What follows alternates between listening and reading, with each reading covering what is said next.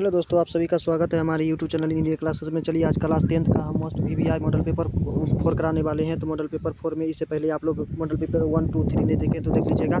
चलिए, और चैनल पर सबसे बड़ी बात यह है, चैनल पर नए हैं तो चैनल को सब्सक्राइब अवश्य ही कर लीजिएगा। चलिए आज का पहला क्वेश्चन हम लोग देख लेते हैं। वास्तविक क्वेश्चन नंबर फर्स्ट है। क्वेश्चन नंबर फर्स्ट क्या कह रहा है इसमें से, जो वास्तविक प्रतिबिंब कौन सा बनाता है। तो वास्तविक प्रतिबिंब जो है ना, ये वास्तविक प्रतिबिंब हमारा समतल दर्पण बना लेता है। चलिए अगला क्वेश्चन है, डायोप्टर जो है ना, किस लेंस की क्षमता होती है, वो 1 मीटर के बराबर होता है। चलिए, किसी लेंस के बाहर की ओर उभरे हुए दो पृष्ठीय है, तो अभी जस्ट ही हमने बताया है, जो बाहर की ओर जो उभरे हुए रहता है ये हो जाता है उत्तल लेंस। कौन हो जाएगा? उत्तल lens. Option number C is the correct answer. चलिए आगे की ओर क्वेश्चन देख लेते हैं हम। आगे की ओर जो क्वेश्चन है हमारा, कौन सा रंग जिसका खतरे का संकेत जो दिखाई देता है ना, वो हमारा होता है लाल रंग का। कौन सा रंग होता है? लाल। इसका तरंग दैर्ध्य भी सबसे। चलिए अगला क्वेश्चन भी देख लेते हैं, जो प्रकाश के किस रंग का तरंग दैर्ध्य सबसे अधिक होता है। तो सबसे अधिक जो होता है लाल रंग का होता है। निकट दृष्टि दोष को दूर करने के लिए, चलिए इसका क्वेश्चन का जवाब आप लोग खुद दीजिए। 1, 2, 3 देख लिए होंगे तो इसमें आपका आंसर दिखाई दे रहा होगा। अगला क्वेश्चन है क्वेश्चन नंबर 7। क्वेश्चन नंबर 7 क्या कहता है? V बराबर आई आर होता है। V बराबर आई आर होता है, तो आर इधर से रहेंगे तो V बाई आई हो जाएगा। V बाई आई हो जाएगा, V बराबर आई हो जाएगा। तो यही ऑप्शन हमारा टैली करेगा। Option number B is the correct answer. चलिए अगला क्वेश्चन है, धातु में धारा का वाहक होता है। धातु में धारा का वाहक क्या होता है? तो मुक्त इलेक्ट्रॉन होता है। मुक्त इलेक्ट्रॉन याद रख लीजिएगा। परिपथ में विद्युत धारा की माप किससे की जाती है? तो परिपथ में विद्युत धारा की माप एमीटर से किया जाता है। विद्युत फ्यूज धारा के किस प्रभाव पर कार्य करता है? तो ये चुंबकीय प्रभाव पर कार्य करता है। बैटरी में किस प्रकार की धारा प्राप्त होती है? तो बैटरी में दिष्ट धारा प्रभावित होती है। कौन सी धारा प्रभावित होती है? दिष्ट धारा प्रभावित होती है। चलिए अगला क्वेश्चन है, निम्नलिखित में से कौन सा जैव मात्रा ऊर्जा स्रोत का उदाहरण नहीं है? ऊर्जा स्रोत का उदाहरण जो नहीं है, इसमें से आ जाएगा हमारा नाभिकीय ऊर्जा। चलिए अगला क्वेश्चन है, निम्न में से कौन सा नवीकरणीय ऊर्जा है? तो ये हो जाएगा सौर ऊर्जा। निम्न में से कौन सा अवकारक है? तो H2 हो जाएगा। निम्न में से pH का कौन सा क्षारक विलयन है? तो क्षारक विलयन होता है 7 से ज़्यादा वाला क्षार, 7 वाला आ जाएगा उदासीन, और 7 से कम हो जाएगा अम्लीय। तो हमको क्षारक पूछा है तो क्षारक वाला हो जाएगा 13। चलिए अगला क्वेश्चन 15 के बाद 16 देख लेते हैं हम।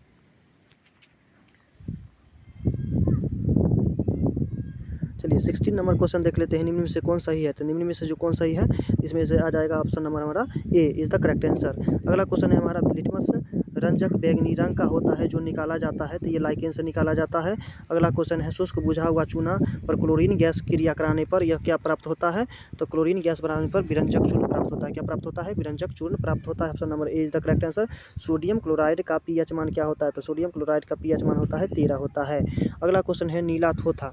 नीला थोथा हम उस दिन भी बताए थे, आज भी बता रहे हैं। जो नीला थोथा का CuSO4 × 5s2O होता है। क्या होता है? CuSO4 × 5s2O होता है। चलिए, जब सोडियम हाइड्रोक्साइड को जिनसे अभिक्रिया कराने पर क्या होता है? तो ये option number B is the correct answer.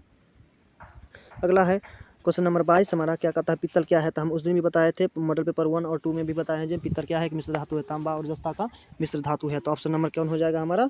इसका कमेंट भी कर सकते हैं आप, मिश्र धातु हो जाएगा। चलिए, क्रोमीन अधातु की अवस्था होती है। क्रोमीन नहीं, ये साथ यहाँ पे ब्रोमीन होना चाहिए, मिस्टेक से हो गया है, ब्रोमीन हो जाएगा। तो ब्रोमीन जो होता है द्रव अवस्था में होता है, अधातु है। निम्न में से किस हाइड्रोकार्बन को 3 आबंध होते हैं? तो 3 आबंध होता है C3H4 का होता है। चीनी का रासायनिक सूत्र क्या होता है? तो चीनी का रासायनिक सूत्र जो होता है ना हमारा, चीनी का रासायनिक सूत्र C12H22O11 होता है। हीलियम परमाणु के बाह्यतम कक्षा में 2 इलेक्ट्रॉन होते हैं। अगला क्वेश्चन है, स्वपोषी पोषण के लिए इनमें से कौन है? स्वपोषी के लिए CO2, क्लोरोफिल, सौर प्रकाश, इनमें से सभी। इनमें से सभी आंसर हो जाएगा। ये भारतीय भवन का क्वेश्चन लिया गया है। चलिए अगला क्वेश्चन है, कवक में कौन सी विधि पाई जाती है? तो कवक में कौन सी विधि पाई जाती है? तो आप सभी जानते हैं, जिससे पहले भी हम मॉडल सेट में करवाए हैं, मृतजैवी पाया जाता है। अगला है, क्लोरोफिल वर्ण का रंग कैसा होता है? तो पेड़ पौधे को आप देखेंगे तो क्लोरोफिल पत्ती में पाया जाता है, जिसके कारण पेड़ पौधे का रंग हरा दिखाई देता है। तो ये हरा हो जाएगा हमारा। Option number is the correct answer. Pyruvate के विखंडन के कारण कार्बन डाइऑक्साइड जल तथा ऊर्जा देता है। यह क्रिया होती है तो माइटोकॉन्ड्रिया में होती है, माइटोकॉन्ड्रिया में होती है। चलिए अगला क्वेश्चन हम लोग देख लेते हैं, हमारे आहार में आयोडीन की कमी से कौन सा रोग होता है? चलिए आप लोग खुद बताइए, आयोडीन की कमी से कौन सा रोग होता है? कमेंट कीजिए जल्दी से जल्दी। और इससे पहले भी हम बताए हैं, आप नहीं देखे हैं तो आप अवश्य ही देख लीजिए। चलिए कमेंट कीजिए, आयोडीन की कमी से घीघा रोग होता है। एस्ट्रोजन स्रावित होता है। एस्ट्रोजन जो होता है अंडाशय से स्रावित होता है।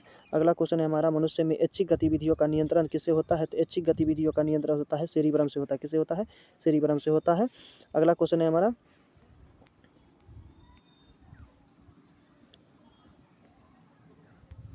अगला क्वेश्चन इसमें कहा जाता है, घोंघा किस समुदाय का है? तो घोंघा जो है ना, घोंघा ये घोंघा जो है इसमें आता है मोलस्का ग्रुप का आ जाएगा।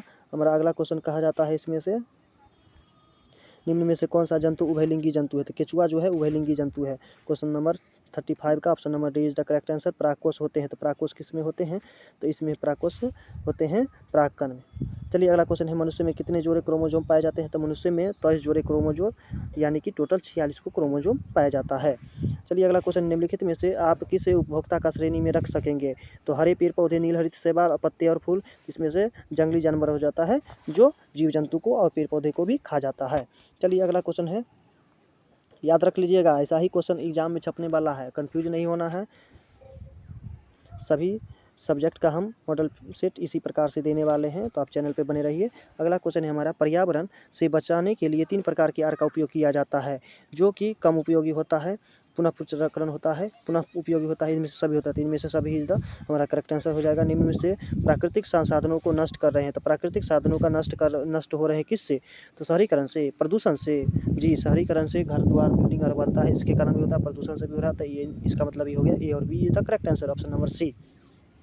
फ्लेमिंग के बाएं हाथ के नियम में तर्जनी क्या करता है? तो तर्जनी जो होता है ना, विद्युत धारा की प्रवाहित की विद्युत धारा की दिशा को बताता है।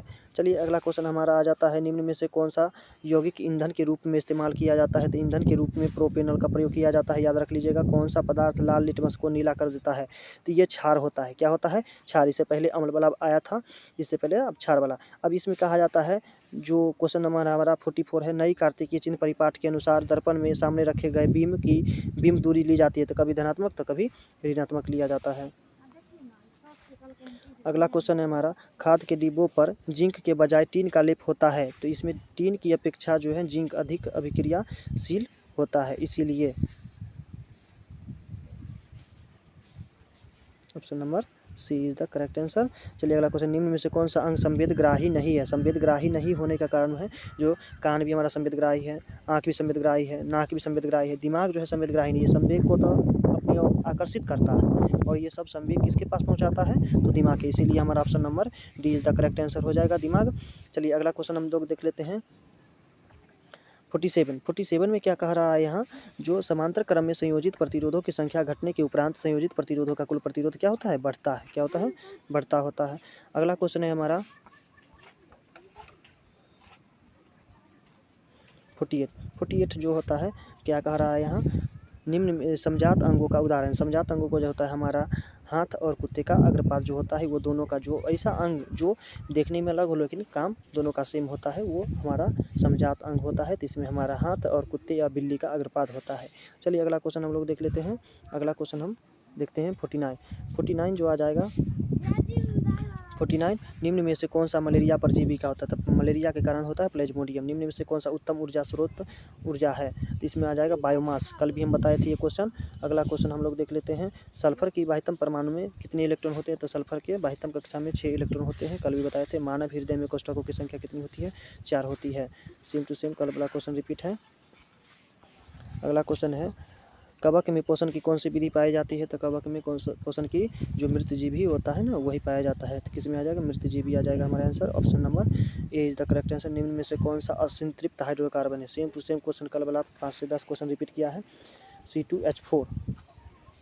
अगला क्वेश्चन है, किस लेंस को फोकस दूरी धनात्मक होती है? तो हम बताए थे प्लस किसका होता है, माइनस किसका होता है, कमेंट कीजिए इसका। तो प्लस होता है उत्तल का और माइनस होता है अवतल का। तो इसमें दूरी धनात्मक कुछ है ना, तो धनात्मक में हो जाएगा उत्तल। अगला क्वेश्चन है हमारा,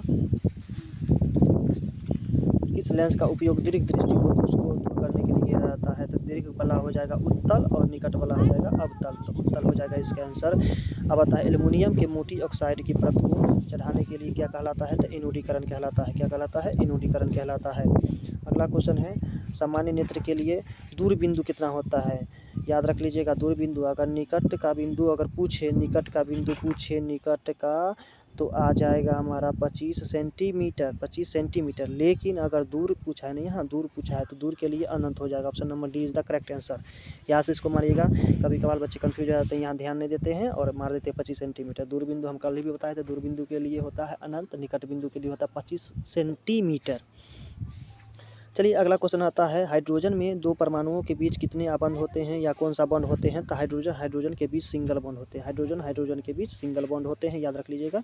चलिए अगला क्वेश्चन आता है, निम्न में से कौन सा आहार श्रृंखला का निर्माण करता है? तो आहार श्रृंखला का निर्माण कौन करता है? घास के बाद बकरी खाता है, बकरी को मानव खाता है। तो ये हो जाएगा हमारा option number B is the correct answer. अगला क्वेश्चन है हमारा, कौन अंतःस्रावी और बाह्यस्रावी ग्रंथि द्वारा कार्य नहीं करता है? तो कार्य नहीं करता है तो ये आ जाएगा अंडाशय। बाकी बात ये सभी बाह्यस्रावी अंतःस्रावी दोनों का कार्य करता है, ये भी करता है, ये भी करता है, लेकिन अंडाशय नहीं करता है।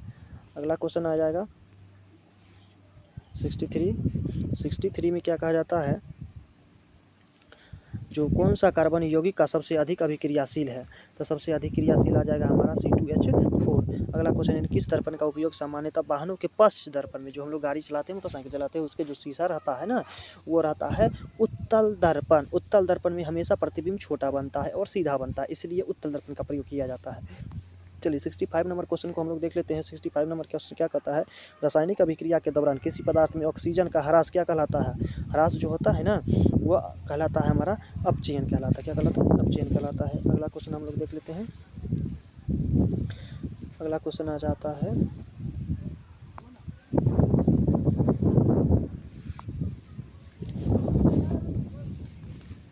अगला क्वेश्चन है, कौन सी गैस वैश्विक ऊष्मन के लिए उत्तरदायी होता है? तो कार्बन डाइऑक्साइड जो होता है ऊष्मन के लिए उत्तरदायी होता है।